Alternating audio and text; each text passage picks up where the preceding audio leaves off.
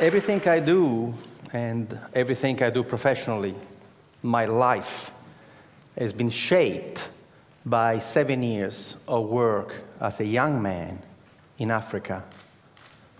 From 1971 to 1977, I look young, but I'm not.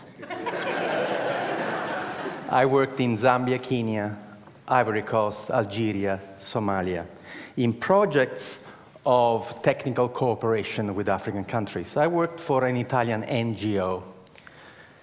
And every single project that we set up in Africa failed.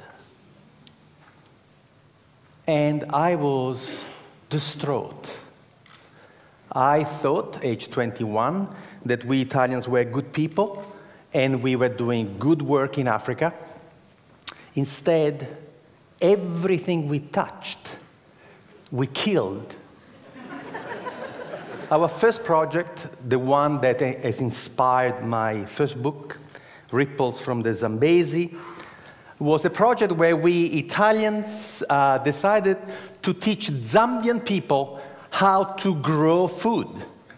So we arrived there with Italian seeds in southern Zambia, in this absolutely magnificent valley, going down to the Zambezi River, and we taught the local people how to grow Italian tomatoes and zucchini. And of course, the local people had absolutely no interest in doing that, so we paid them to come and work, and sometimes they would show up. And we were amazed that the local people in such fertile valley would not have any agriculture. But instead of asking them how come they were not growing anything, we simply said, thank God we're here. Just in the nick of time to save the Zambian people from starvation. And of course, everything in Africa grew beautifully, and we had these magnificent tomatoes. In Italy, a tomato would grow to this size, in Zambia, to this size. And we could not believe. And we were telling the Zambians, look how easy agriculture is. When the tomatoes were nice and ripe and red, overnight, some 200 hippos came out from the river and they ate everything. And we said to the Zambians, my God, the hippos! And the Zambians said, yes, that's why we have no agriculture here. Why didn't you tell us? You never asked. I thought it was only us Italians blundering around Africa, but then I saw what the Americans were doing, what the English were doing, what the French were doing, and after seeing what they were doing, I became quite proud of our project in Zambia, because you see, at least we fed the hippos. You should see the rubbish. You should see the rubbish that we have bestowed on unsuspecting African people. You want to read the book? Read Dead Aid by Dambisa Moyo, Zambian woman economist. The book was published in 2009. We, Western donor country, have given the African continent $2 trillion American in the last 50 years. I'm not going to tell you the damage that the money has done. Just go and read her book.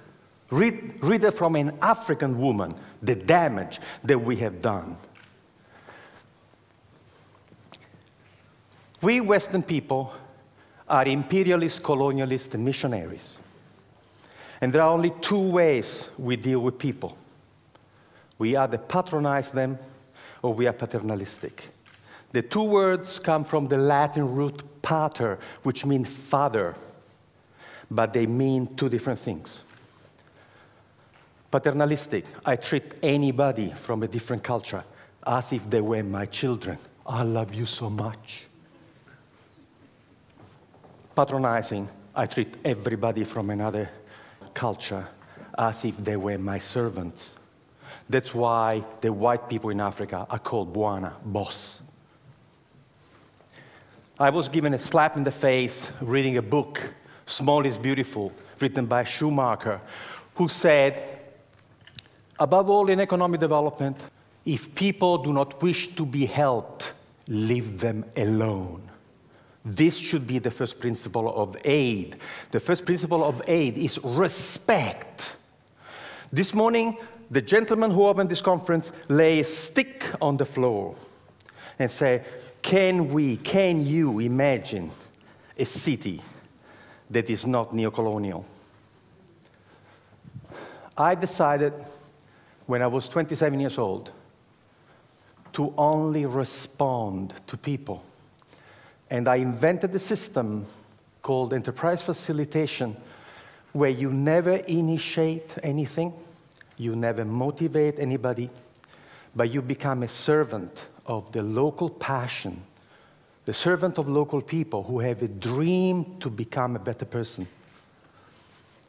So what you do, you shut up, you never arrive in a community with any ideas, and you sit with the local people.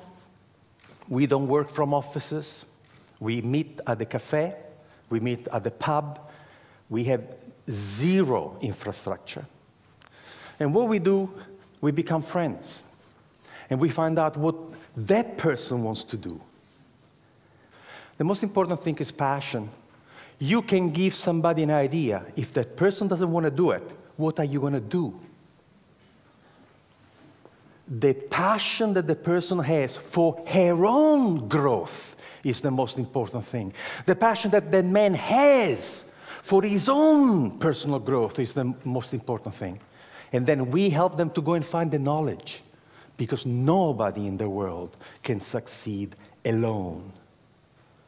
The person with the idea may not have the knowledge, but the knowledge is available. So years and years ago, I had this idea, why don't we for once, instead of arriving in a community to tell people what to do, why don't for once listen to them, but not in community meetings? Let me tell you a secret. There is a problem with community meetings. Entrepreneurs never come. And they never tell you in a public meeting what they want to do with their own money, what opportunity they have identified. So planning has this blind spot. The smartest people in your community, you don't even know, because they don't come to your public meetings. What we do, we work one-on-one. And to work one-on-one, you have to create a social infrastructure that doesn't exist. You have to create a new profession. The profession is the family doctor of enterprise, the family doctor of business, who sits with you in your house, at your kitchen table, at the cafe, and helps you find the resources to transform your passion into a way to make a living. I started this as a tryout in Esperance, in Western Australia. I was doing a PhD at the time, trying to go away from this patronizing bullshit that we arrive and tell you what to do. And so what I did in Esperance that first year was to just walk the streets. And in 3 days, I had my first client. And I helped this first guy who was smoking fish from a garage, was a Maori guy. And I helped him to sell to the restaurant in Perth, to get organized. And then the fisherman came to me to say, you the guy who helped Maori, can you help us? And I helped these 5 fishermen to work together and get this beautiful tuna, not to the cannery in Albany for 60 cents a kilo, but we find a way to take the fish for sushi to Japan for $15 a kilo. And the farmers came to talk to me, say, hey, you help them, can you help us? In a year, I had 27 projects going on, and the government came to see me to say, how can you do that? How can you do? And I said, I do something very, very, very difficult. I shut up and listen to them.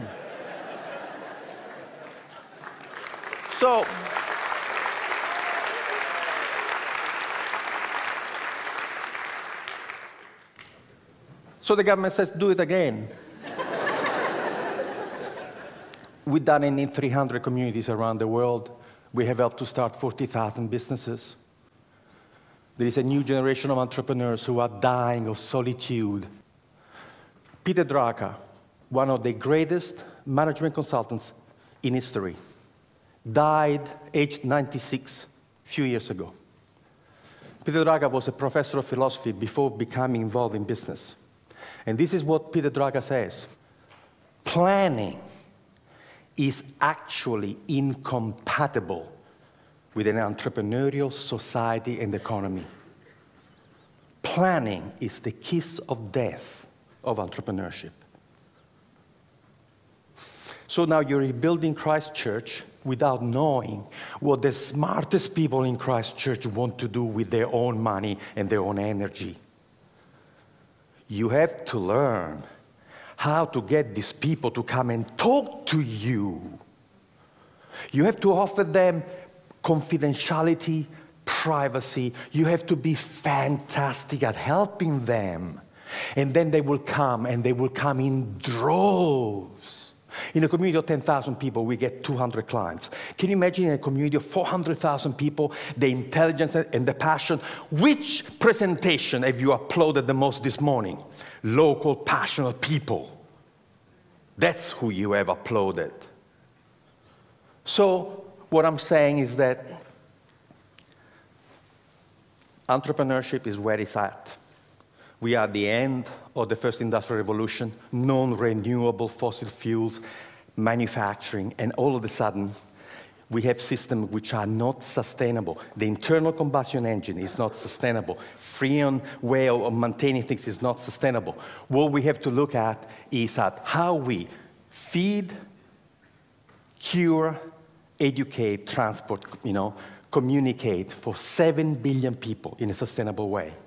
The technologies do not exist to do that. Who is going to invent the technology for the green revolution? Universities, forget about it. Government, forget about it. Will be entrepreneurs, and they're doing it now.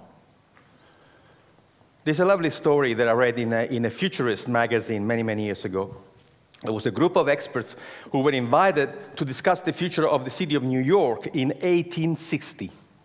And in 1860, this group of people came together, and they all speculated about what would happen to the city of New York in 100 years. And the conclusion was unanimous. The city of New York would not exist in 100 years. Why? Because they look at the curve and say, if the population keeps growing at this rate, to move the population of New York around, they would have needed 6 million horses. And the manure created by 6 million horses would be impossible to deal with. They were already drowning in manure. So 1860, they are seeing this dirty technology that is going to choke the life out of New York. So what happens in 40 years' time, in year 1900, in the United States of America, there were 1,001 car manufacturing companies. 1,001. The idea of funding a different technology had absolutely taken over. And there were tiny, tiny little factories in backwaters, Dearborn, Michigan, Henry Ford. However, there is a secret to work with entrepreneurs. First, you have to offer them confidentiality, otherwise they don't come and talk to you. Then you have to offer them absolute dedicated, passionate service to them. And then you have to tell them the truth about entrepreneurship. The smallest company, the biggest company, has to be capable of doing 3 things beautifully. The product that you want to sell has to be fantastic. You have to have fantastic marketing. And you have tremendous financial management. Guess what? We have never met a single human being in the world who can make it, sell it, and look after the money. Doesn't exist. This person has never been born. We've done the research. And we have looked at the 100 iconic companies of the world: Carnegie, Westinghouse, Edison, Ford, all the new companies, Google, Yahoo. There's only one thing that all the successful companies in the world have in common. Only one. None was started by one person. Now we teach entrepreneurship to 16 years old in Northumberland, and we start the class by giving them the first 2 pages of Richard Branson's autobiography, and the task of the 16 years old is to underline in the first 2 pages of Richard Branson's autobiography how many times Richard uses the word I, and how many times he uses the word we. Never the word I and the word we, 32 times. He wasn't alone when he started. Nobody started a company alone. No one. So we can create a community where we have facilitators who come from a small business background, sitting in cafes, in bars, and are your dedicated buddies, who will go to you what somebody did for this gentleman who talked about, this epic. Somebody who will say to you, what do you need? What can you do? Can you make it? Okay, can you sell it? Can you look after the money? Oh, no, I cannot do this. Would you like me to find you somebody? We activate communities. We have groups of volunteers supporting the enterprise facilitator to help you to find resources and people.